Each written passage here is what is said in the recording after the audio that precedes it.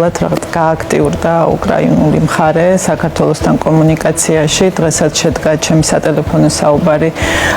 ჩემს კოლეგასთან. ჩვენ შევთანხმდით, რომ გავაგრძელებთ ურთიერთობას, საუბარს, მართლაც არის საკითხები, რომელიც დაგროვილია დღის წესრიგში ძალიან დიდი ხნის განმავლობაში უკრაინული მხარე საქართველოს და ქართულ საზოგადოებას მოდით ასე ვთქვათ სოციალური ქსელებით ესაუბრებოდა და თან არც თუ ისე სასიამოვნო გზავნილები გვესმოდა, რაც შეუძლებელია რომ გადავდოთ გვერდით და რა თქმა უნდა მნიშვნელოვანია ის რომ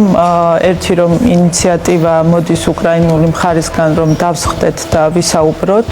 საკითხებზე, ეს რა თქმა უნდა უკვე შეიძლება განვიხილოთ როგორც პოზიტიური ნაბიჯი და მეორეს მხრივ რა თქმა უნდა ჩვენი მხრიდანაც მნიშვნელოვანია რომ ამ წლების განმავლობაში გარკვეული საკითხები რაც დაგროვდა ურთიერთობებში იყოს უკრაინული მხარისგან სწორად გაგებული.